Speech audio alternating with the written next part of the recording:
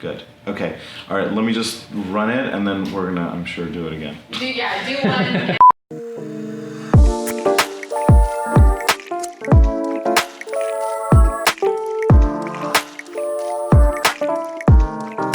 Hi everyone, I'm Dr. Joubin Gabbay. I'm a board-certified plastic surgeon from Beverly Hills. Today, we're gonna talk about medical tourism disasters. It's a really important topic, something I deal with a lot. I want you to know that these are not patients who I have personally cared for or really ever encountered, but their stories are so important in helping you understand what can happen if plastic surgery is done incorrectly, and more importantly, can help you learn how to avoid getting into these disastrous situations.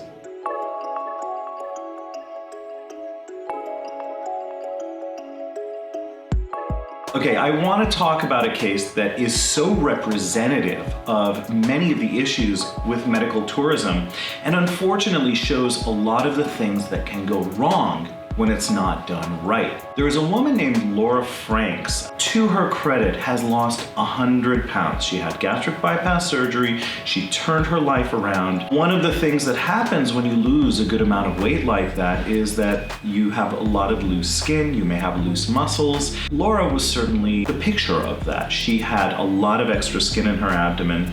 She felt that her butt was not in the same perky shape it had been, and was a great candidate for a tummy tuck, liposuction, and a Brazilian butt lift. She did her research. She looked around and felt that the price for the surgery in the United States was a little too much. So she looked outside of the US, looked into a number of clinics throughout South America, and felt that many of them just ignored her, didn't give her the attention that she needed, lacking a sense of professionalism. So she went on and found one that gave her a much better experience. They answered her questions, they sounded professional to her, and they got her excited about the operation. Especially because they only charged $4,500 or $5,000 for the procedure.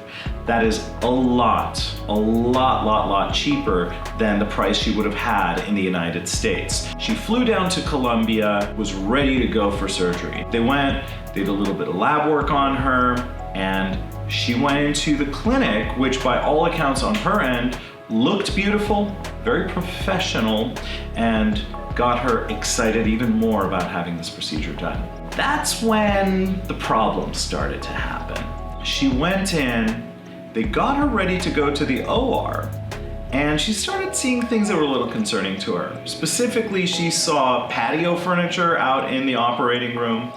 The OR apparently was really disheveled. There were a lot of personal belongings and stuff all over the place.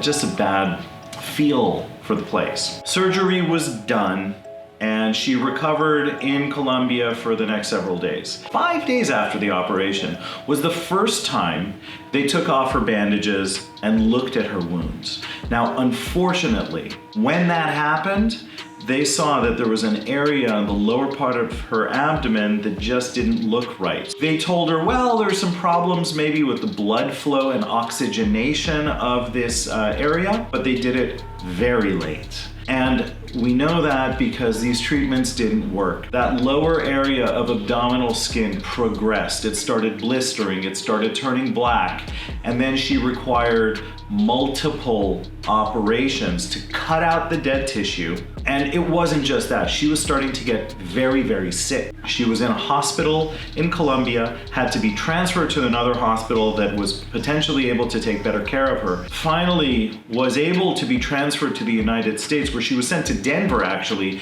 where some of her family helped arrange for a team of doctors to help care for her. So when she was in the States, in Denver, sick as all get out, they realized that she had a serious flesh-eating bacteria with very rare bacteria that was resistant to most antibiotics. This was something that the doctors there felt was acquired due to the lack of clean instruments and facilities in Colombia. This bacteria was so dangerous, so resistant, so challenging, they had to call in a specialist from the Centers of Disease Control out in Atlanta to come in and give some special advice in a very special rare antibiotic to finally get her situation under control. Now, as that started to calm down, the abdominal wound, which was massive, they had a vacuum on it to help try to get it healthier, but ultimately they needed to take a ton of skin grafts from her thighs and put it onto her abdomen. Now, fast forward a couple years later, she's stable in the sense that she's not dead. And I say that in all seriousness because this is something that could easily have taken her to death's door, but she is completely deformed in the lower abdomen and she is in a lot of trouble. This is something that potentially will never be able to be fixed. Here's another interesting thing. Remember that Laura went to Colombia because she wanted to save money on her surgery. Well, she's very lucky that she had health insurance and that the health insurance agreed to pay for her care. This type of care often can run into $500,000, well over $1 million. She ended up having to pay at least $10,000 out of pocket and now has even set up a GoFundMe page to try to build up more money so she could care for the disaster that she had to face. This is definitely a warning sign of what you need to be careful of, what can happen if things aren't done the right way. Medical tourism is a thing. I have people flying from all over the world to be cared for by me. But there are a lot of steps that we take to make sure it's done right, and when it's done right, it can be safe.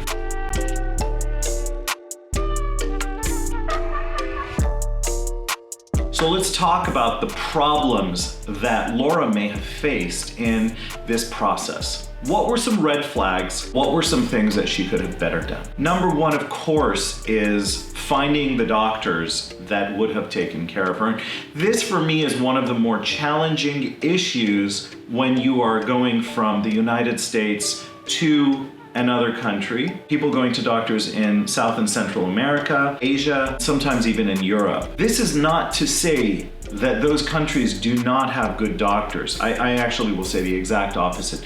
There are some of the leaders in plastic surgery in the world. The problem is there are a lot of other doctors, and there is not a good way of categorizing these doctors, verifying these doctors, and giving people a reasonable way to understand who is capable and who is not. To answer that, in the United States, we do have a system.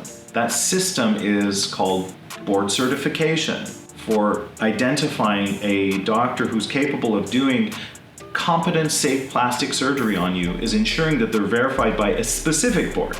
The American Board of Plastic Surgery, the American Board of Facial Plastic Reconstructive Surgery, the American Board of Oculoplastic Surgery. These are gonna be your top 3 boards of legitimacy, if you wanna call them. You know, and I say that because even in the US, there are a lot of bullshit boards. Can I say bullshit? I just said bullshit. Bullshit. So that's a big, big thing. And again, going back to medical tourism, it is a little more difficult to verify those doctors. You need to do your research. You really, really do. And you may even want a doctor in the United States to help you vet that doctor. But that's not easy. So that's one of the issues of traveling to another country.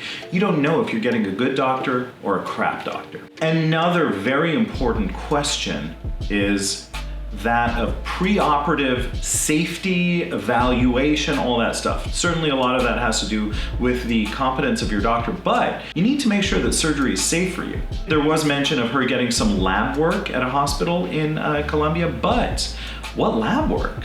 You know, this is important because patients who have had gastric bypass surgery specifically, their metabolism is different. More than even doing standard laboratory work that, you know, we do for everyone. When I have a patient who's a massive weight loss patient, I check very specific laboratory studies to make sure that, look, they're safe, their body's okay, and they can heal. Because if they have a nutritional deficiency, one of the biggest problems is they may even make it through surgery alive and healthy and no problem, but their body doesn't have the tools to be able to properly heal the operation.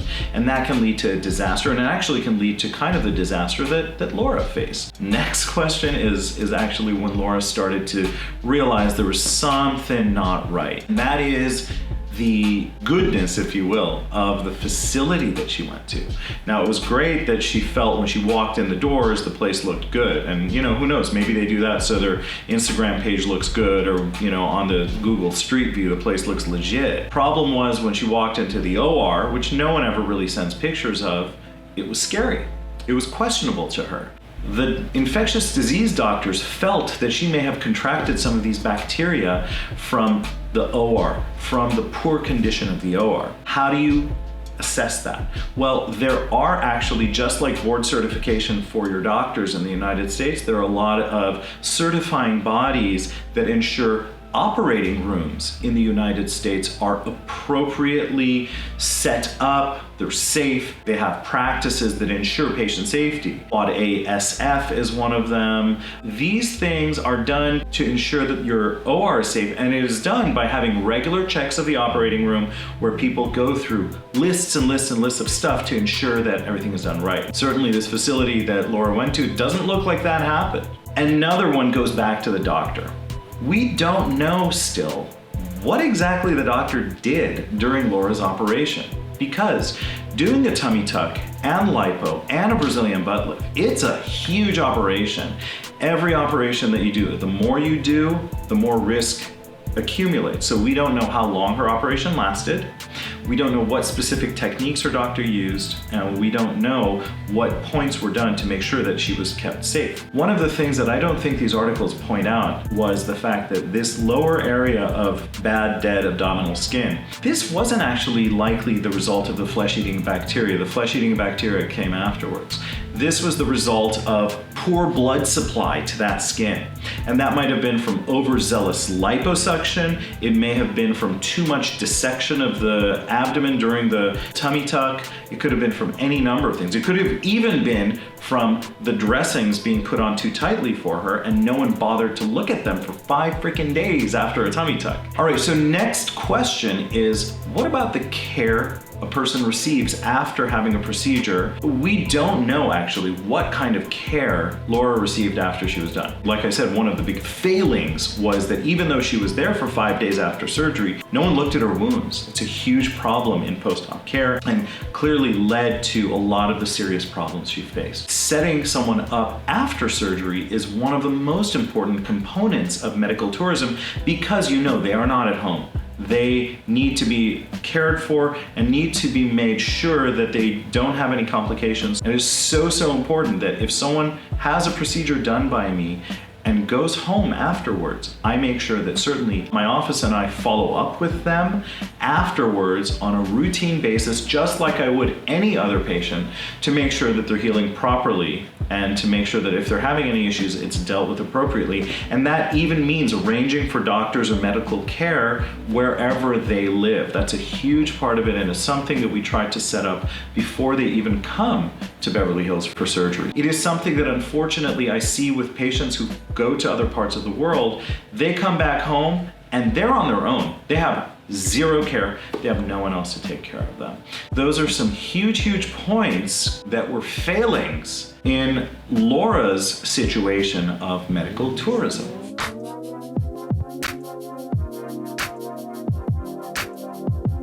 This isn't something that, you just read about somewhere on the internet. This stuff really happens. Because I'm on staff and on call at one of the big hospitals in Los Angeles, I see this all the time. One very interesting week, I had 2 patients come in from 2 different clinics in Mexico who had basically exactly the same operation and same complications. It was really crazy. Both of these women had tummy tucks done, liposuction, BBL, exactly the same operation as Laura. Both of them had similar problems. They bled. They bled so much that they both required blood transfusions after their operations. Now, this should never happen. You should never need a blood transfusion because of a cosmetic surgery. They both had the operation, had the complications, needed the blood, and they both essentially escaped the clinic that they were being taken care of and got on the first flight to LA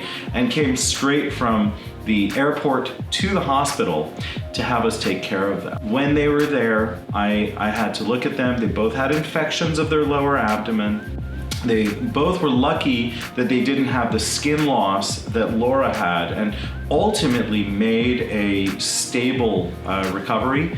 But it was a tough go for both of them for quite some time. I point this out because it's very real. It's something I see all the time. I have learned from these things, at least, in how to prevent complications. One of the things that hopefully separates a doctor who is properly trained, board certified, and able to care for someone versus someone who doesn't really know what they're doing or doesn't care is that if there is a complication, a properly trained doctor is going to be able to help handle the complication and prevent a simple complication from turning into a disaster or worse. Okay, I loved sharing this with you. This is a really important topic. If you have any questions or comments, please put them down in the comments below. Be sure to follow us for more of these great... Wait, hold on. One more thing. I gotta add this. Look, if the procedure costs a fraction of what you've seen everywhere else, you're kind of gambling here. You have no idea. Don't forget, you get what you pay for. And sometimes if you pay so little, you're gonna get very little or even worse. Okay? Enjoy. Bye.